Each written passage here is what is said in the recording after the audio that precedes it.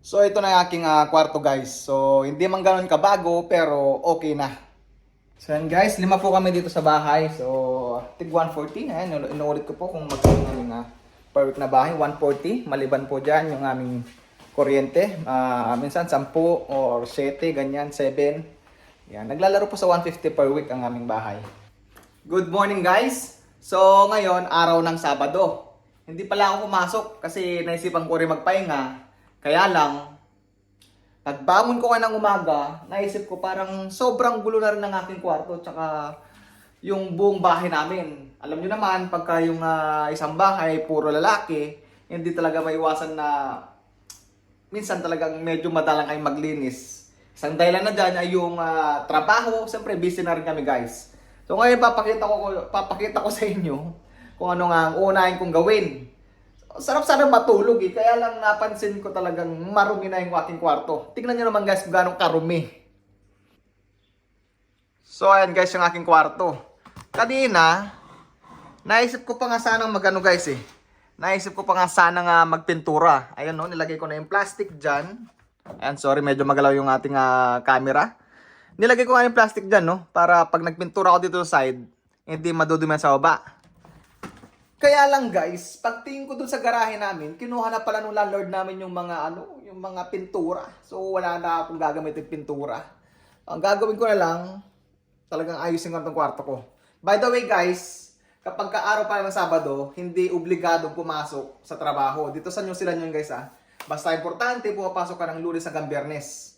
Good performance na yun. Nasa sayo na lang kung gusto pumasok ng Sabado. So ngayon guys, pagkatapos kong maglinis sa kwarto, pati siguro siya, linisan ko na rin. Medyo nagsisipag tayo ngayon. Medyo masipag tayo ngayon.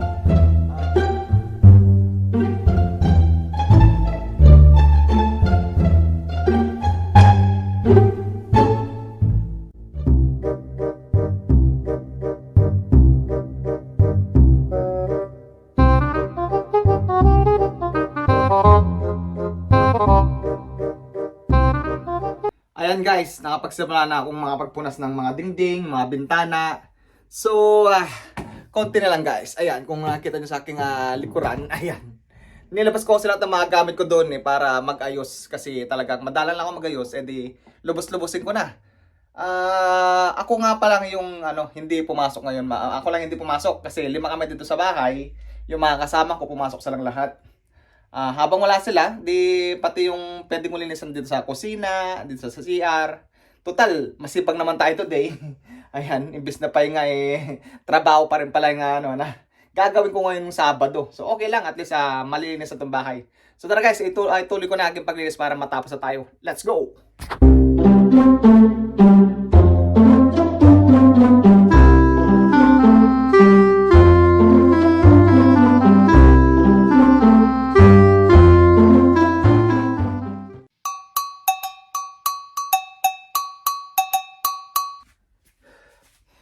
Napakarami kong gamit guys, kung alam nyo lang. Mas lalo ng mga tools namin. Napakarami. Yung iba, dinalangan na namin sa sa site. Pero marami pa rin dito sa bahay namin. Pero, ikaw na nanonood, kapag nakita mo itong video na to, huwag mong iisipin o magtatakang nakawin yung mga tools namin. Huwag boy, meron kaming CCTV camera dito, makikita namin kung sino magnanakaw. Oo, meron pa kaming tools dito, pero hindi mo mapakinabangan yan dahil mahuhuli kapag kaninakaw mo to. So yun lang, na-share ko lang no. So ito, yan, mga gamit ko pa sa likod. Ayan, napakarami pa yung mga damit ko. Tapos sa side, yung mga ibang tools. Yan, meron pa kasi ibang biniling mga tools maliban dun sa issue sa amin. Tapos ito, yung nakita nyo. Ito naman yung mga iba ko pang gamit. Ayan no.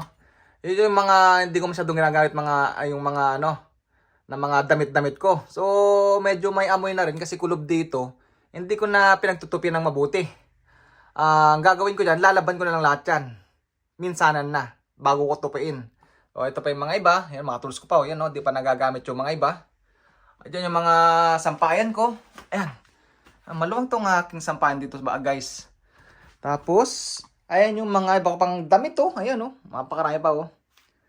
Ito naman yung nasuot ko ng 1 linggo pantrabaho. Okay?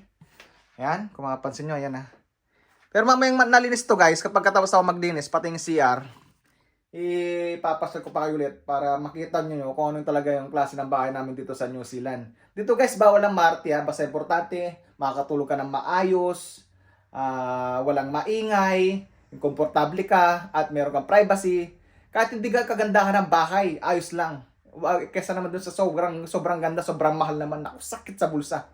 Talagang medyo mabigat pagka mamimili ka ng bahay, yung mga fully furnished, naku, medyo mabigat yan guys, kaya sa akin, okay na to. Ganitong klaseng bahay na importante, may privacy. Masaya naman, lalo sa mga kasama, walang problema. Yun, ay isang bagay pa dun guys. So yun, tutuloy nga yung paglinis at marami pa akong linisan, pati yung CR guys. Linisan ko na ngayon para kahit paano pag may bisita, di naman nakakaya. Madalang nga, yun nga, nasabi ko, madalang kami maglinis kasi sobrang busy namin sa trabaho. Hanggang Sabado kasi ang trabaho namin, tapos halos 10 hours a day ang trabaho namin, kaya minsan din ako nakapaglinis guys. So ito na yung aking kwarto guys. So hindi man ganoon kabago pero okay na. Ayan. Medyo maluwang din siya guys. Kahit na sabihin natin na ayun yung mga sa gilid-gilid, hindi na siya totally na bago. Pero tignan nyo naman ang luwang. 'Di ba? Ito ang aking gaan. Oh. Double pa yan guys, double. Tapos ito yung aking lagayan ng mga damit. Ayan, maluwang din siya. Meron pang salamin dito. Ayan di ba? So ito yung pinakabuo ng aking kwarto guys. Ayan. Siya nga pala, ang weekly namin dito sa mga nagtatanong, 140 per week. Per weekend guys $140 New Zealand. Hiwalay yung namin doon guys hiwalay yung aming kuryente. So, nag-average kami dito ng $10 per week. So, pumapatak siya ng 150 lahat-lahat.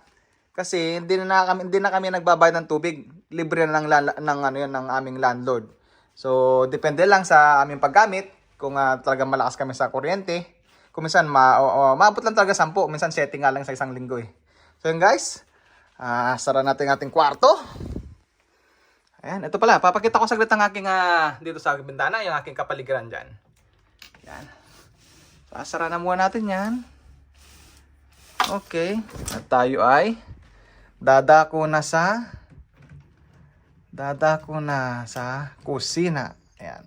Oops, di pa masyadong naayos yan. Kasi nilinis ko yan, kaya medyo nagkatupi-tupi. Ayan. Yan, okay na guys. Yan ang aking bintana. Okay. Aking higaan. So, sara na natin to. Mamaya. Konting linis na lang. Pero, ayan pa guys. Ayan, kung makikita nyo, medyo magulo pa ng aming kusina. Ayan. Itutur ko na kayo. Siyempre, bubuin ko na. Daming CR. Ayan, medyo marumi na rin guys. Kaya, kailangan na rin yung ilaw. Yan. Kailangan na rin linisan. Yan. Ito nga yung paliguan. Yan. So, yun. Simulan natin paglinis sa CR para matapos na at makapagpahinga na tayo guys.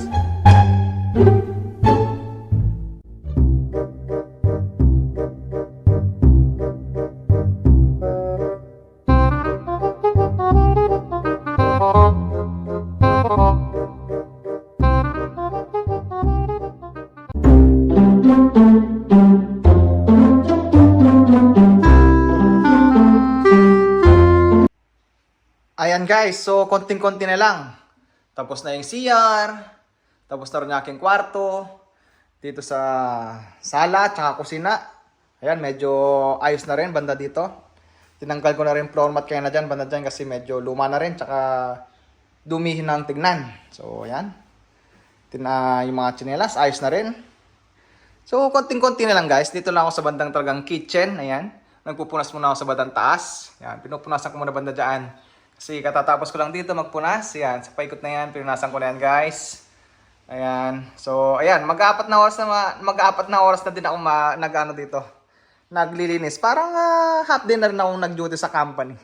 Pero ayan, at least malinis na yung ating bahay. Kasi kapag maglilinis, sabay-sabay kaming naglinis. Siyempre, may gagamit ng CR, may kakain o magluluto, medyo mahirap maglinis tsaka magayos. Mas maganda kapag mag-isa ka lang, ayan, ma-organize mo anong gusto mong gawin, mapagsunod-sunod mo. Ayan.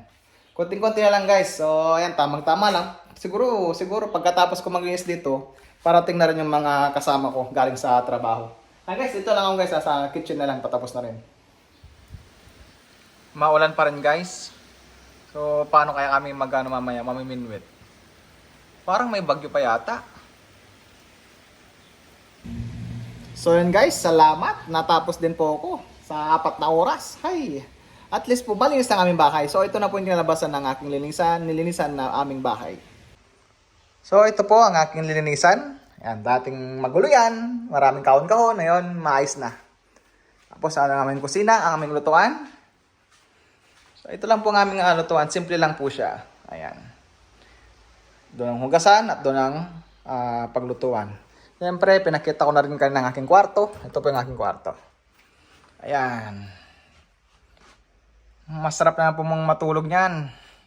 Fresh na naman. So, ito pa yung aking CR. Ayan. Talaga na mga malinis na po yan. Ito ang aming CR. At dito po ang aming shower. Ayan. Ayan guys, ang aming shower. Sorry guys, medyo madilim nakalimutan ko nang buksan yung ilaw. Ito pala yung kwarto ng aming isang kasama. Ito. Pangalawang kwarto. Kasi yung kwarto ko kanina, ayan. Pangalawa. So, ito ang aming sala. Okay. Kusina, ang lutuan. Aming ref. Tapos dito, ang aming kwarto ng aming mga kasama. Ayan. Saan ba yung ilaw na dito? Oops. Saan yung ilaw nyo dito guys? Ayan, ito yung kwarto ni paring Hermenyo. Pangatlong kwarto. Tapos ito naman ang kwarto ni pare Gerald, pang-4. At kwarto ni pare Salde, pang-5. So yan guys, 5 po kami dito sa bahay. So, tig 140. Ayan, inuulit ko po kung magkano namin per week na bahay. 140, maliban po dyan yung aming kuryente. Minsan 10 or 7, ganyan, 7. Yan, naglalaro po sa 150 per week ang aming bahay. Ang masabi ko lang, sakto lang po ang bahay, hindi na po kagandahan. Importante, komportable po sa araw-araw. Mga pagpahinga na maayos para sa trabaho. Meron kang lakas. So, yun lang po. Maraming pong salamat sa panood. Ayan.